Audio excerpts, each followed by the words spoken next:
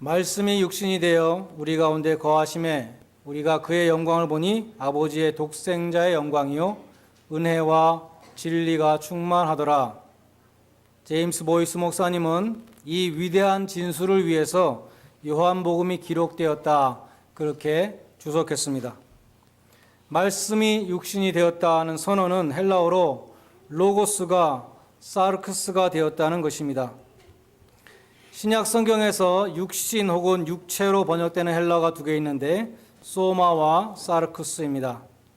그 중에서 사르크스는 더 육적인 표현입니다. 그 뜻이 몸보다는 살에 가깝습니다. 그래서 바디보다는 플래시로 많이 번역되었습니다. 히브리어로는 바사르인데 유대인들이 경영하는 정육점에 가보면 바사르라는 히브리어 간판이 붙어 있습니다. 고깃집이다 그런 뜻입니다. 근데 주님이 사르크스가 되셨다, 심하게 말하면 고기가 되셨다, 정말 살을 입고 오셨다 그런 뜻입니다. 이 구절이 우리에게는 너무나 귀에 있고 익숙하지만 당시에는 매우 파격적인 선언이었습니다. 어거스틴이 기독교로 개종하기 전에 만이교의 이원론에도 빠지고 또 헬라의 이원론도 열심히 연구했는데 그는 나중에 회고하기를 로고스에 대해서 내가 많이 들어봤지만 로고스가 사르크스가 되었다는 소리는 한 번도 들어보지 못했다 그렇게 말했습니다. 왜냐하면 당시는 모든 사상이 이원론의 사상이었기 때문입니다. 플라톤의 이원론이 기독교에서는 영지주의로 나타났습니다. 너스티시즘, 이 그노시스라는 단어에서 나온 것입니다. 인간의 영혼은 선하고 인간의 육체는 악하다라는 이원론입니다.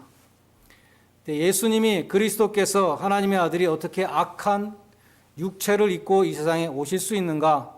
그래서 그 사람들은 한마디로 성육신을 부인하는 이단에 빠졌던 것입니다. 그런데 오늘 본문에 보면 말씀이 육신이 되셨을 뿐만 아니라 우리 가운데 거하셨다고 말씀합니다. 원어를 직역하면 장막을 치셨다라는 그런 뜻입니다. 요한은 예수님이 성육신한 친 것을 구약의 성막에 비유하는 것입니다. 이스라엘 백성들이 광야 생활할 때에 하나님이 성막에 거하셨습니다. 성막은 회막이라고 했는데 만남의 장소, 하나님과 제사장을 통해서 죄인들이 만나는 장소라는 뜻입니다. 성막 혹은 성소는 이스라엘 백성이 거하는 거대한 텐트촌의 중앙에 위치해 있어서 죄를 지은 사람은 언제든지 그 성소로 나와서 속죄 제사를 드리고 죄 사함을 받았던 것입니다. 예수님은 예루살렘 성전을 가르쳐서 너희가 이 성전을 헐라 내가 사흘 만에 다시 일으키리라고 말씀하셨습니다. 성소와 성전은 예수 그리스도를 가리키는 모형과 그림자였습니다. 예수님은 그 모든 곳에 실체로 오셨고 그림자의 시대는 끝났던 것입니다. 성소에 거하셨던 그 하나님은 예수 그리스도 안에서 이 세상에 오셨고 이 세상에 장막을 치시고 예수 그리스도를 통해서 사람들을 만나시고 예수 그리스도를 통해서 속죄의 제사를 받으시는 것입니다. 구약에 보면 하나님이 거하셨던 그 성소에는 하나님의 영광이 드러났다고, 하나님의 영광이 나타났다고 여러 곳에 기록되어 있습니다. 대표적으로 출애굽기 40장 35절에 보면 여호와의 영광이 성막에 충만하여 모세가 들어갈 수 없었다라는 기록이 있습니다. 신명기 31장 15절에 보면 여호와께서 구름 기둥 가운데 장막에 나타나시고 구름 기둥은 장막 위에 머물렀더라 그렇게 기록되어 있습니다. 성소에 나타났던 하나님의 영광이 성소로 오셨던 그 성소에 참 실체로 오셨던 예수 그리스도 안에 그 영광이 있었다고, 그 영광을 보았다고 오늘 요한은 말씀하고 있는 것입니다. 여기서 보았다는 헬라어의 단어는 신약에서 20번 이상 쓰인 단어인데 두 눈으로 똑바로 봤다는 것입니다. 요한은 예수님의 영광을 분명히 보았다, 하나님의 영광을 예수님에게서 분명히 보았다고 말씀하는 것입니다. 요한은 베드로와 야고보와 함께 변화산에서 예수님의 그 영광을, 하나님의 영광을 목도했습니다. 그러나 변화산에서만 영광을 본 것이 아니라 예수님이 평소에 말씀하실 때, 예수님이 행동하실 때, 사역하실 때 하나님의 신성이 충만히 거하시는 것을 보았던 것입니다. 골로새서 2장 9절에는 이렇게 기록되어 있습니다. 그리스도 안에는 신성의 모든 충만이 육체로 거하셨다. 예수님에게 하나님의 신성이, 독생자의 영광이 충만하였던 것입니다. 그런데 요한복음 17장 22절에 보면 예수님이 이렇게 기도하십니다. 내게 주신 영광을 내가 저희에게 주었습니다. 우리는 하나님의 영광을 예수님을 통해서 받습니다. 마치 성소를 통해서 하나님의 영광이 비추었던 것과 마찬가지로 하나님의 영광은 고린도후서 4장 6절에 보면 예수 그리스도의 얼굴에 빛난다고 말씀합니다. 그 영광의 빛을 우리 마음에 비추어 주신다고 말씀합니다. 그것이 성도의 영광입니다. 하나님의 영광이 예수님을 통해서 여러분에게 비치시기를 바랍니다. 그런데 많은 사람들이, 예수를 믿는 많은 사람들이 나에게만큼은 하나님의 영광이 늘 함께 한다고 장담합니다. 미국인 100사람에게 묻습니다. 이러한 프로그램에서 조사를 했다고 합니다. 여러분은 테레사 수녀가 천국에 갈 것이라고 생각하십니까? 91%가 테레사는 천국에 갈 것이라고 생각한다고 대답했습니다. 오프라 윈프리는 천국에 갈 것이라고 생각하십니까? 80%가 천국에 갈 거라고 생각한다고 대답했습니다. 마이클 조던은 71%가 천국에 갈 것 같다고 대답했습니다. 빌 클린턴은 바람을 펴서 그런지 41%밖에 못 얻었습니다. 오제이 심슨은 22%밖에 못 얻었습니다. 그런데 무려 97%를 받은 사람이 있었습니다. 누구일까요? 테레사 수녀보다 더 높은 점수를 얻은 사람, 97%가 저 사람은 분명히 천국에 갈 거라고 확신했던 사람 누구일까요? 자기 자신이었습니다. 나 자신. 당신은 천국에 가실 것이라고 생각하십니까? 97%가 그렇다고 대답했습니다. 예수님은 청함을 받은 사람은 많으나 택함을 받은 자는 적다고 말씀하셨습니다. 천국에 가는 사람은, 교회에 나오는 사람은 많지만 천국에 가는 사람은 많지 않다는 뜻입니다. 그런데 많은 사람들이 나만큼은 하나님이 천국으로 영접해 주실 것이라고 착각한다는 것입니다. 오늘 성탄주의를 맞이해서 다른 그 무엇보다 다른 데 가지 않고 신령과 진정으로 예배드리시는, 아기 예수께 예배드리시는 여러분에게 하나님께서 예수 그리스도를 통해서 영광의 빛을 비춰 주시기를 진심으로 기원합니다. 또한 요한은 예수님에게 은혜가 충만했다고 증거합니다. 은혜 위에 은혜로라. 은혜의 반대말이 무엇인지 아십니까? 은혜의 반대말은 공로입니다. 은혜란 공로 없는 사람에게 혹은 자격이 없는 사람에게 선물로 주시는 것을 가리킵니다. 그래서 영어로 은혜를 설명할 때는 꼭 deserve라는 단어가 나옵니다. You deserve it. 그런 말 많이 하죠. 나쁜 뜻이죠. I don't deserve this. 나는 억울하다. 그런 뜻입니다. 은혜라는 것은 deserve 하지 못한 사람에게 하나님이 은사로 주시는 것입니다. 여러분, 미국 사람들이 하와이유 하면 뭐라고 대답하십니까? 저는 이때까지 good 외에 다른 것을 한 번도 대답해 보지 않은 것 같아요. 항상 good. 미국 사람들은 굉장히 다양하게 대답하잖아요. 여러 가지로. 그 중에 가장 멋있는 대답이 무엇일까요? 가장 신앙적이고 성경적인 대답이 무엇일까요? 제가 번역한 책에 나오는 말인데 better than I deserve. 그렇게 항상 대답하는 사람이 있었다는 것입니다. 어떤 목사님이 How are you? 그러면 항상 better than I deserve. 신앙적인 대답입니다. 아무리 감당하기 힘든 정말 역경 가운데 처해 있다 할지라도 생각해보면 better than I deserve. 생각해보면 은혜라는 것입니다. 요한은 오늘 본문 17절에서 은혜와 율법을 대조합니다.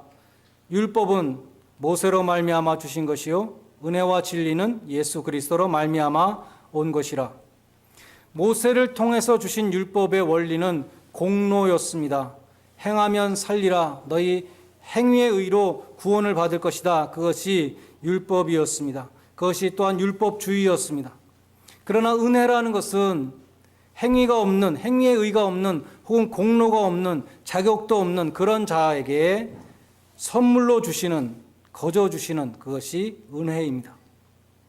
이스라엘 백성은 하나님께 음란한 아내와도 같았습니다. 하나님을 배반하고 우상에게 절하며 하나님의 법도를 저버리고 세상 풍속을 쫓기 일쑤였습니다. 이스라엘 백성들은 바람나서 집을 나간 아내와도 같이 하나님을 배반했지만 하나님은 이스라엘과 맺은 언약을 기억하시고 그들을 끝까지 버리지 않으셨습니다. 그들이 마땅히 받아야 될 것으로 갚아주시지 않고 결코 그들에게 디저브하지 않은 은혜를 주신 것입니다. 우리도 하나님의 크신 은혜를 깨달아야 할 것입니다. 우리는 마음 깊숙이 하나님을 떠나서 세상과 짝하여 살아갔던 그런 모습을 갖고 있지만 하나님은 오늘도 여전히 우리를 사랑해 주십니다. 예수님의 피로 값주고 사셨기 때문에 언약의 자손이기 때문에 내가 너를 용서하고 내가 너를 여전히 사랑한다고 말씀하시는 것입니다. 그것이 은혜라는 것입니다. 오늘 보면 16절에 보면 예수 그리스도가 가지고 오신 은혜는 충만한 은혜요. 은혜 위에 은혜로라. 넘치는 충만한 은혜라고 말씀합니다. 하나님의 넘치는 은혜는 예수 그리스도로 말미암아 온 것입니다. 하나님이 우리에게 주신 가장 큰 선물은 예수님입니다. 예수님이 우리에게 주신 하나님의 크리스마스 선물인 것입니다. 다음으로 요한은 예수님에게서 충만한 진리를 보았다고 증거합니다. 진리란 무엇입니까? 빌라도가 예수님에게 물었죠. 진리가 무엇이냐? 예수님이 진리를 말씀하니까 빌라도는 진리가 무엇이냐? 여러분, 이 진리라는 것은 참 어려운 것이죠. 대답하기 어렵습니다. 여러분, 아름다움이란 무엇입니까? 하면 뭐라고 대답하시겠습니까? 대답하기 어렵습니다. 추상명사는 대답하기 어렵죠. 그런데 미인을 보면 미가 무엇인지 알 수 있는 것과 마찬가지입니다. 예수님을 보면 진리가 무엇인지 알 수 있다는 것입니다. 왜냐하면 진리는 예수님의 성품이셨기 때문입니다. 예수님에게는 거짓이 없으셨습니다. 예수님은 바리새인들의 위선을 저주하셨습니다. 예수님은 내가 곧 길이요 진리요 생명이라고 말씀하셨습니다. 예수님은 모형이 아니셨습니다. 모형은 가짜입니다. 예수님은 모형이 아니라 실체이셨습니다. 예수님은 그림자가 아니라 실체이셨습니다. 예수님은 예표가 아니라 실체이셨습니다. 예수님은 염소나 송아지의 피로 속죄 제사를 지내는 자들에게 나의 피로 이제 영원한 속죄를 이루어 주신다고 말씀하셨습니다. 그래서 예수님은 참이요 진리시라는 것입니다. 예수님은 진리를 보여주셨고 거짓을 드러내셨습니다. 예수님이 성령을 보내신다고 말씀하실 때 그 영은 진리의 영이다라고 말씀하셨습니다. 반면에 마귀는 거짓의 아비라고 말씀하시고 예수님의 영이 우리에게 임할 때에 모든 거짓이 물러간다고 성경은 말씀하고 있습니다. 세상에는 애정은 풍부하지만 정직하지 못한 사람도 있습니다. 반대로 아주 의롭기는 하지만 너그럽지 못한 사람도 있습니다. 예수님에게는 은혜와 진리가 충만하더라. 예수님은 은혜만 충만한 것이 아니라 진리만 충만한 것이 아니라 은혜와 진리가 충만하신 분으로 말씀합니다. 마지막으로 16절에 보면 우리가 예수님의 은혜를 받을 때에 충만한 데서 받는다고 했습니다. 은혜 위에 은혜로라. 은혜를 받고 또 받고 아무리 받아도 주님이 주시는 은혜는 고갈되지 않는다는 것입니다. 이제 다 줘서 더 이상 없다. 예수님은 그렇게 말씀하지 않는다는 것이죠. 예수님의 신성입니다. 우리에게 은혜가 고갈될 때 우리는 누구에게 가야 합니까? 은혜의 근원이 되시는 주님에게로 가야 하는 것입니다. 우리가 번성할 때에도 주님의 은혜가 필요하고 우리가 역경 속에서도 주님의 은혜가 필요합니다. 햇빛이 비치는 날에도 주님의 은혜가 필요하고 비가 오는 날에도 주님의 은혜가 필요합니다. 앞길이 보일 때에도 주님의 은혜가 필요하고 앞길이 보이지 않을 때에도 주님의 은혜가 필요합니다.